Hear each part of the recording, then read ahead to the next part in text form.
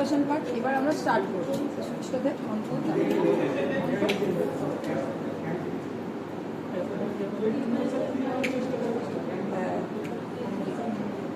বলো। Now what you have to do, you have to increase the intensity up to maximum. You have to increase the intensity up to maximum. করে দিলাম maximum।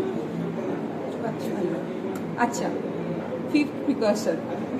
Initially you will notice the value of photocurrent. Actually, photoelectrons are emitting from the metal surface due to the effect of this light, but electrons are not visible. কি করে বুঝবি তোর photoelectric effect হচ্ছে? By seeing this one. This is the photocurrent, corresponding photocurrent. তো photocurrent দেখতে গেলে তোকে অ্যামিটারে রাখতে হবে, তো এটাকেও অ্যামিটারে রাখতে হবে। নাহলে যদি ভোল্টমিটারে থাকে 0 দেখে তুই আবার চেঁচামেচি করবি, হচ্ছে না ইনস্ট্রুমেন্ট খারাপ হয়ে গেছে। ঠিক আছে, তাহলে এটাকেও অ্যামিটারে রাখতে হবে ফার্স্টে। এইবার আমি কি করবো, এটা হচ্ছে ফটোকারেন্ট। তোমাকে কি করতে হবে, you have to make it zero. Zero করা মানে কি, জিরো কখন হবে, যখন এমিশনটা স্টপ হয়ে যাচ্ছে। স্টপ হওয়ার জন্য মানে এমিশনটাকে স্টপ করার জন্য তোমাকে কিছু একটা অ্যাপ্লাই করতে হবে। সেটা কি অ্যাপ্লাই করবো, ভোল্টেজ বা পোটেনশিয়াল। যেহেতু ভোল্টেজটা অ্যাপ্লাই করাতে এমিশনটা বন্ধ হয়ে যাচ্ছে, that is why the potential is called stopping potential. বোঝা গেল? কারণ due to the application of that potential, the emission of electrons are stopped from the metal surface.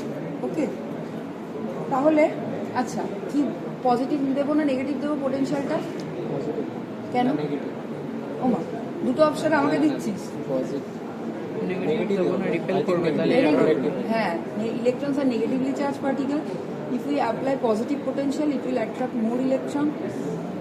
If we apply negative potential, repulsion will be there and emission will be stopped.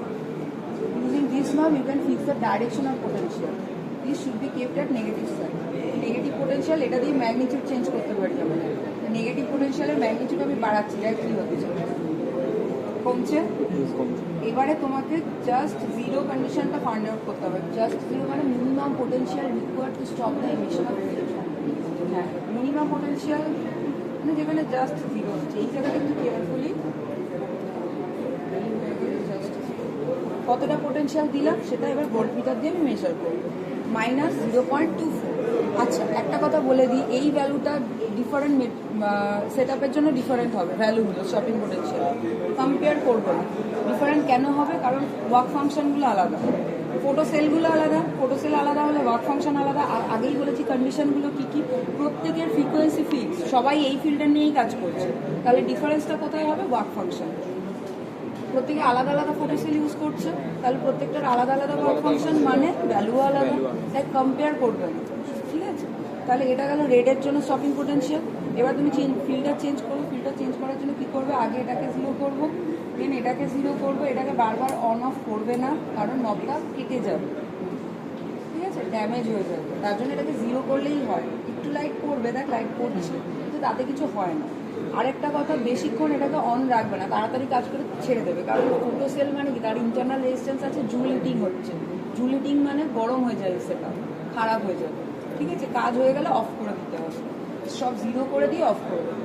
আচ্ছা, এবার কি করবো, এটাকে অ্যামিটারে convert করবো, করে ফিল্টারটাকে change করে repeat করবো same process.